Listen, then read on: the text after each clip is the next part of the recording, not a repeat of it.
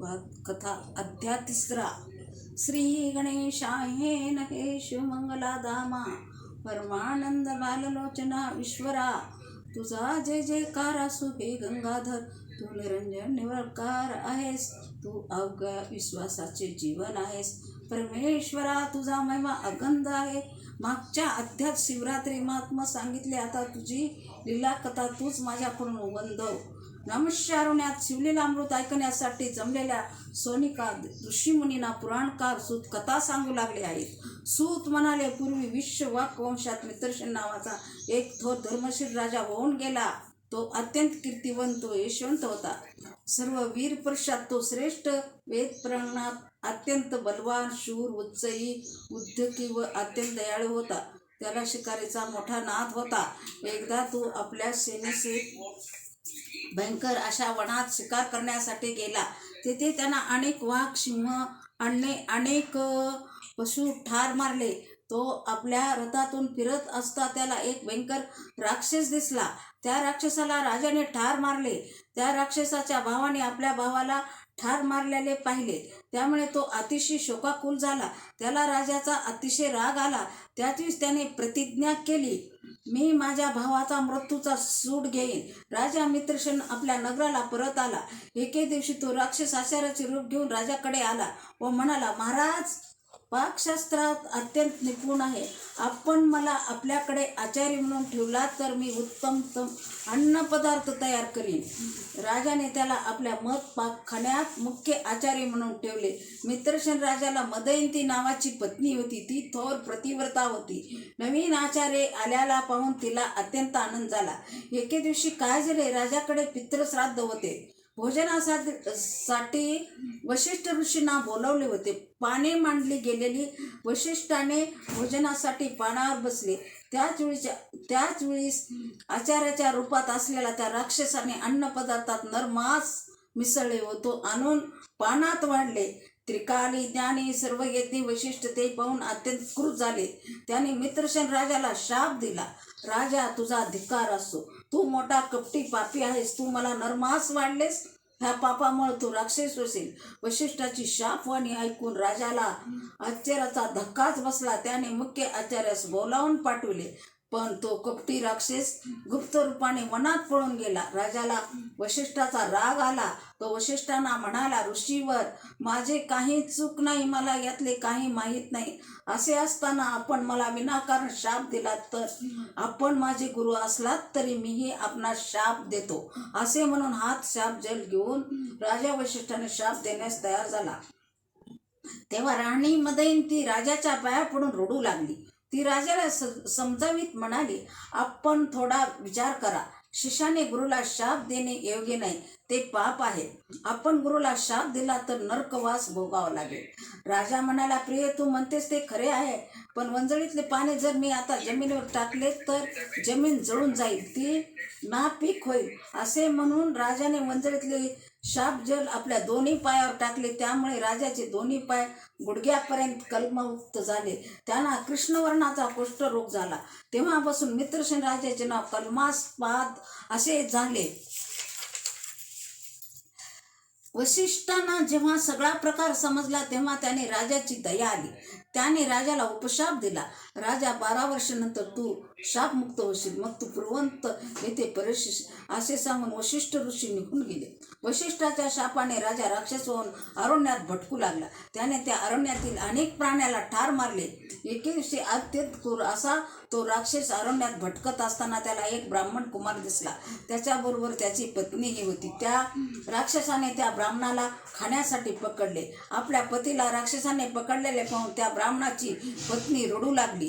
जमिनीवर गडबडा लोळू लागली. ती ते राक्षसाला म्हणाले, अरे, तू सूर्यवंशातला राजा आहेस. तू असले पाप करू नकोस. तू अवैध्याचा सम्राट आहेस. अरे, हा माझा पती मला प्राणायाम प्रिय आहे. ह्याला खाऊ नकोस, ठार मारू नकोस. दीनदुःखी लोकांना आधार देणे, त्याचे रक्षण करणे तुझे कर्तव्य आहे. अरे, तू जर माझ्या पतीला ठार मारले तर मला माझ्या ह्या शरीराचा काय उपयोग? माझ्या जगण्याला तरी काय अर्थ आहे? अरे, माझा हा पती वयानं लहान आहे, वेद प्रज्ञात आहे. याला जीवदान देणे तुला सगळ्या जगाचे रक्षण करण्याचे पुण्य मिळेल. मी ब्राह्मण आहे. ब्राह्मण स्त्री आहे, बालिका आहे, माझ्यावर कृपा कर. त्या ब्राह्मण पत्नीने अशी पोरपोरीने विनवणी केली, पण त्या राक्षसावर त्याचा काही परिणाम झाला नाही. त्याचे ते ब्राह्मण कुमाराला ठार मारले, त्याचे रक्तमांस खाल्ले, त्याचे हाडे टाकून दिले. तेव्हा आक्रोश करणाऱ्या प्रतिव्रतेने आपल्या पतीचे हाडे एकत्र गोळा केले, चित्ता पेटवली. अग्नीत प्रवेश करताना त्या राक्षस रूपातला असलेल्या राजाला शाप दिला. अरे दुष्टा पातक्या, तू माझ्या पतीला ठार मारून खाल्लेस, तेव्हा तुझ्या पत्नी साम करशील, त्या क्षणी तुला मृत्यू येईल, असा शाप देऊन तिने अग्नीत प्रवेश केला. वशिष्ठ शाप भोगणारा तो मत्स्यसेन राजा 12 वर्षानंतर शापमुक्त झाला. त्याला त्याचे मूळ रूप प्राप्त झाले. तो आपल्या घरी परत आला. परत आल्यावर त्याने सगळी हकीकत आपल्या पत्नीला सांगितली. मदयंतीला अतिशय दुःख झाले. आपल्याला वैधव येईल त्या भीतीने तिने मन कठोर करून राजाचा परिचय टळला. राजाच्या मनावर याचा फार विपरीत परिणाम झाला. तो राजा सुखाभोगाचा राजलक्ष्मीचा त्याग करून वनात निघून गेला. राजा रानावनात भटकू लागला, परंतु आपल्या मागोमाग एक पिशाचे येत आहे असे त्याला आढळले. ती ब्रह्महत्या होती. पूर्वी शाप काळात त्याच्या हाताने एका ब्राह्मणाची व त्याच्या पत्नीची हत्या झाली होती.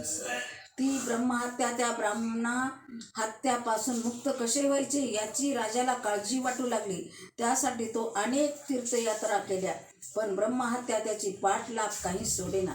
यामुळे अतिशय दुःखी झालेला राजा अनेक तीर्थाच्या दर्शन घेत घेत मिथिला नगरीला आला. त्याचवेळी गौतम मुनी तेथे आले होते. राजाने गौतमाला साष्टांग नमस्कार घातला. दयागणा गौतमा त्याला खुशाल विचारले असतात राजाने आपली सगळी हकीकत त्यांना सांगितली. राजाची दुःखी अवस्था पाहून गौतम मुनी त्याला आशीर्वाद देत म्हणाले, अरे राजा, तू मुळीच घाबरू नकोस. अरे भगवान शंकर रक्षण करता असताना त्याच्या शरणगते भक्तांना भीती कसली. गौतम मुनी पुढे म्हणाले, भोकल्यास गोक नक्षत्र तेथून मी आलो. अपार महिमा तेथेच वर्णावा. ओंकार रूप कैलासनाथा भवानी साहित्य तेथे नांदते. सूर असुर किन्नर सेवेत आत्मात्र पिटेचे. पश्चिम सागराच्या काठावर गोकर्णा नावाचे अत्यंत मनोहर असे पवित्र तीर्थक्षेत्र आहे. त्याच्या श्रवणाने सर्व महापापाचा सराव होतो. तेथे मोठ्यातले मोठे पापे सुद्धा टिकत नाहीत. ते साक्षात वैकैलास असून सप्त साधकाचे माहेर आहे. तेथे भगवान सदाशिवाची केवळ स्मरणाचे महापापे जळून भस्म होतात. माधर चलावर कैलास पर्वतावर ज्याप्रमाणे भगवान शंकराचे वास्तव असते, तसेच गोकर नक्षत्रात भगवान शंकराचे अखंड वास्तव आहे.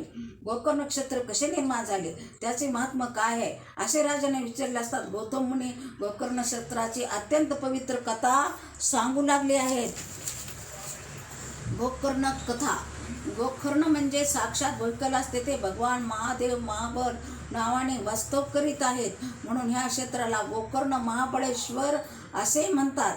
रावणाने कठोर तपश्चर्या करून ते शिवलिंग मिळवले होते. त्याच्या गणेशाने गोकर्ण क्षेत्र स्थापना केली होती. सनक सनानादी महात्मे तेथे भगवान शिवाची आराधना करतात. त्या ब्रह्मांडात गोकर्णासारखे दुसरे क्षेत्र नाही. तेथे अगस्त्य मुनीने तपश्चर्या केलेली आहे. तेथे सर्व देवताचे वास्तव आहे. ब्रह्मा विष्णू भगवान कार्तिकेय गणेश यांचे वास्तव आहे. हे गोकर्ण नक्षत्र कोटी कोटी शिवलिंग आहेत. तेथे पावला पावलीला असंख्य तीर्थ आहेत. सत्ययुगात महाबल भगवान शिव ऋतुवर्णात असतात. ऋतुयुगात लाल वर्णाचे, द्वापार युगात पित्त पिवळ्या वर्णाचे व कलियुगात श्याम वर्णाचे असतात. तेथे ब्रह्महत्ती पापाचा नाश होतो. या जगात जे ब्रह्मघाती भूत द्रवी महापापी लबाड आहेत, जे गोकर्ण नक्षत्रात जाऊन तीर्थात स्नान करून शिवाराधना करतात, ते शिवलोकाला जातात. गोकर्ण नक्षत्र जाऊन शिव पूजा करणारा ब्रह्मपदाला जातो. रविवार, सोमवार व बुधवार युक्त अमावस्याला गोकर्ण नक्षत्र स्नान, दान, पित्र दर्पण, शिवपूजा, जप, होम, ब्राह्मण सत्कार केला असतात अनंत फल प्राप्त होते. प्रदोष काळी येथे शिवपूजा केली असतात मोक्ष प्राप्ती होती. या गोकर्ण नक्षत्रासंबंधी एक सुरत व पवित्र कथा अशी लंकाधिपती रावणाच्या आईचे नाव केकसी. ती थोर शिवभक्त होती. दररोज शिवलिंगाची पूजा केल्याशिवाय ती पाणी सुद्धा पेत नसे. रावणाचे कल्याण व्हावे, त्याला सर्वत्र विजय मिळवा म्हणून ती पंचधानाचा पिठाचा शिवलिंग करून त्याचे नित्यनेमाने पूजा करीत असे. यामुळे इंद्राला राग आला. त्याने ते शिवलिंग समुद्रात फेकून दिले. त्यामुळे रावणाच्या आई केकशी शोक करू लागली. तिने अन्ना पाण्याचा त्याग केला.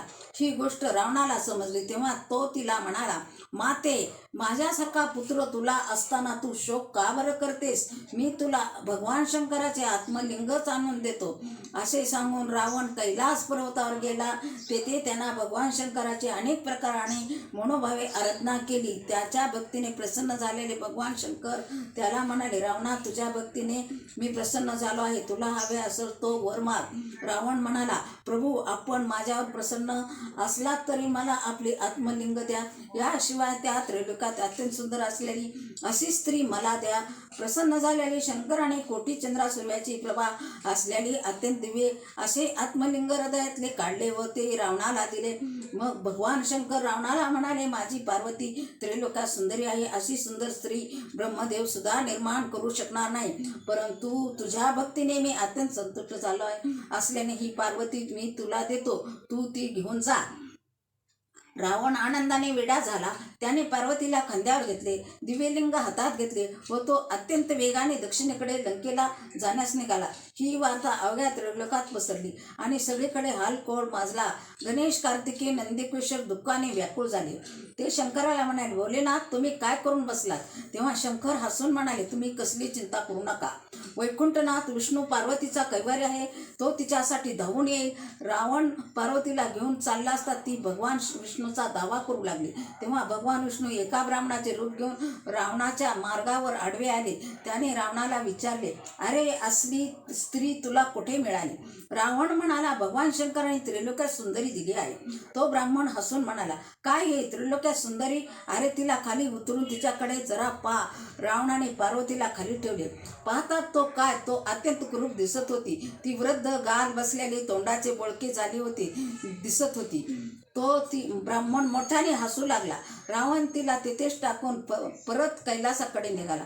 भगवान विष्णूने तिची माता भद्रकाली म्हणून स्थापना केली. रावण रागारागाने शंकराच्याकडे गेले आणि म्हणाले, असली क्रूप स्त्री मला कशासाठी दिलीस? शंकर म्हणाले,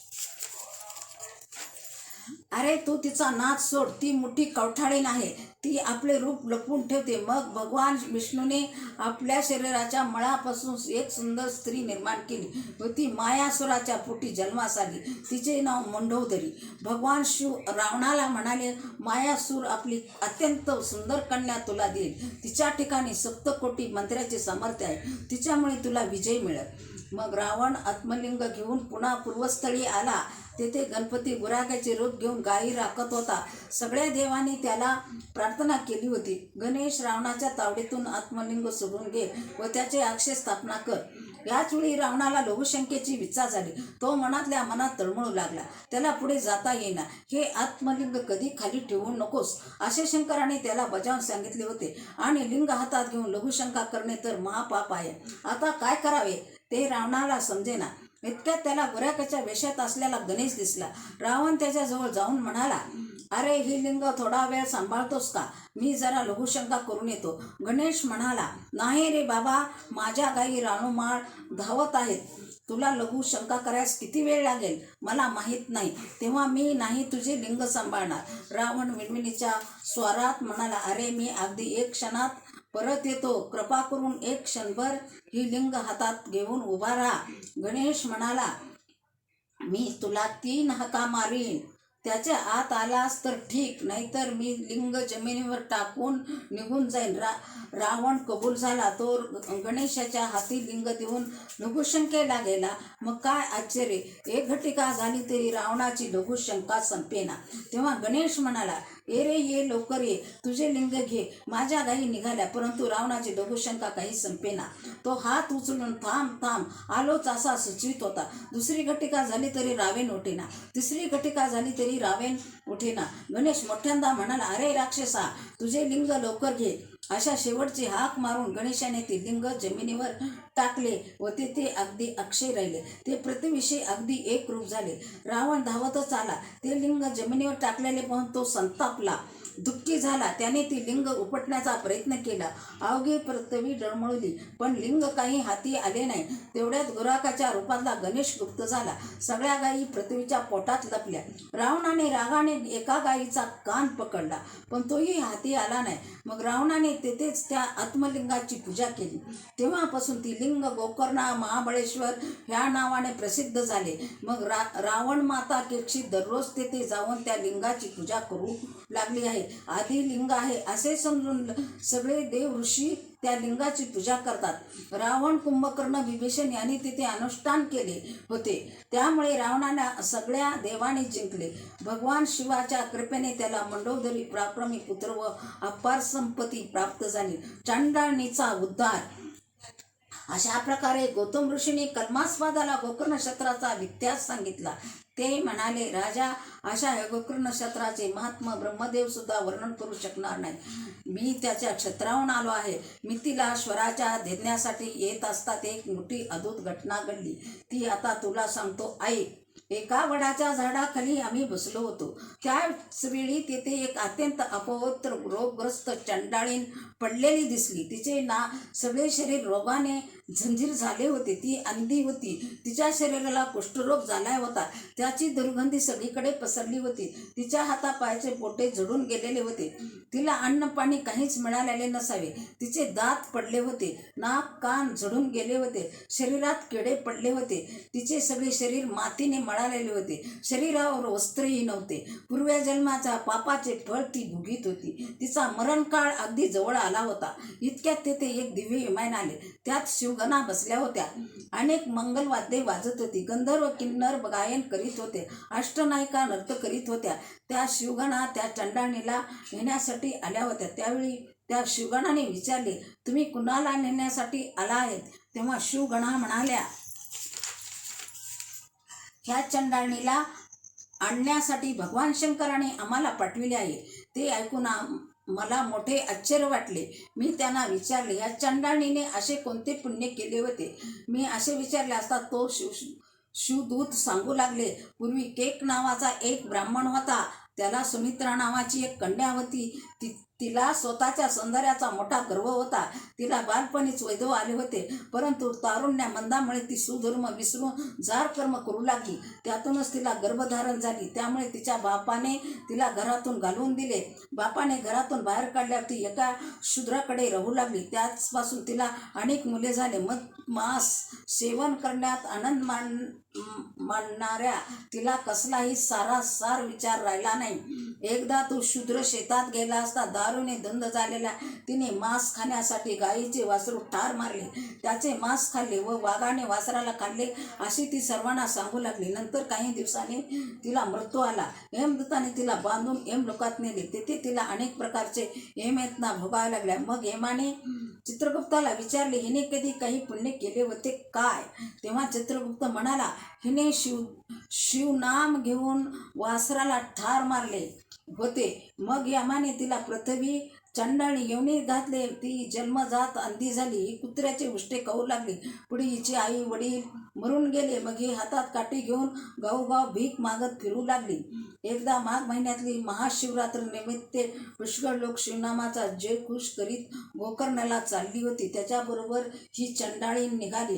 मी गोकर्ण नक्षत्रात आली व तेथे भद्रकालीच्या मंदिराजवळ पडून राहिली. त्या दिवशी तिच्या पोटात अन्नाचा कण नव्हता. अन्न वाढा ओ अन्न वाढा अशी ती सारखी ओरडत होती. लोक शिवनाम घेत प्रदक्षिणा घालीत होते. त्यातल्या एका भक्ताने तिच्या हातात एक बेलपात्र बेलाचे पान टाकले व पापिनीने त्या बेलाचे पान चापसून पाहिले. ते खाण्यासाठी नाही असे ओळखून रागाने दूर भिरकावून दिले. पण दैव वियोग कसा ते बेलपात्र गोकर्ण शिवलिंगावर पडले. या चंडाळीला शिवरात्रीचा उपवास घडला. बेलपात्राने शिवपूजन झाले. रात्री जागरण झाले. लोक शिवनामाचा अखंड घोष करीत होते. त्यामुळे चंडाळी सुद्धा तसे शिवस्मरण करीत होते. अशा स्थितीला ती आता येथे पडली आहे असा हा चंडाळीचा व्रता शिवगणाने सांगितला. त्याच क्षणी तिला दिव्य देह प्राप्त झाला. शिवगणाने तिला दिव्य विमानात बसून आपल्या पूर्व कर्म आठवून ती शिवस्मरण करू लागली. मग शिवगणा तिला शिवपदाला घेऊन गेल्या. गौतम ऋषी कल्मास्पादाला म्हणाले, राजा तू सुद्धा आता गोकर्ण क्षेत्राला जा. तेथे बेलपात्राने पार्वती परमेश्वराची पूजा कर असे सांगून गौतम ऋषी जनकाच्या यज्ञासाठी निघून गेले. कल्मास्पाद मंत्रिशन राजा गोकर्ण क्षेत्राला गेला. तेथे त्यांना शिवरात्रीच्या दिवशी दिव्य असे गोकर्ण शिवलिंगाची बेलपात्राने मनोभावे पूजा केली. त्यामुळे भगवान सदाशिव प्रसन्न झाले. कल्मास्पादाचे ब्रह्महत्याचे पाप नष्ट झाले. ती पूर्णपणे निर्दोष बनले. त्याच वेळी कैलासाहून शिवगणा दिव्य विमान घेऊन आल्या. आकाशातून देवाने पुष्पवृष्टी सुरू केली. कल्मास्पादाला दिव्य देह प्राप्त झाला. शिवगणाने त्याला दिव्य विमानातून शिवपदाला नेले. तेथे त्याला भगवान सदाशिवाची स्वरूपात मुक्ती प्राप्त झाली. तो शिवरूप झाला. असा आहे शिवरात्रीचा व गोकर्ण नक्षत्राचा महिमा. श्रीधर स्वामी म्हणतात, ऋतू हो, तुम्ही शिवलीला अमृत श्रवण करीत आहेत.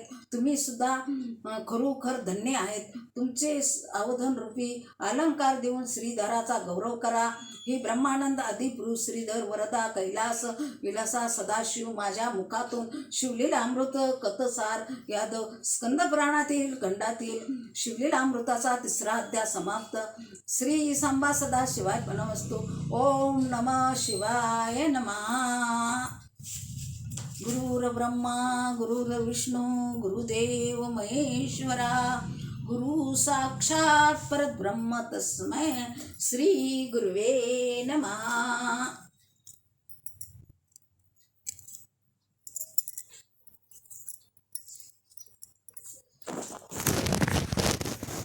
झालं का नाही?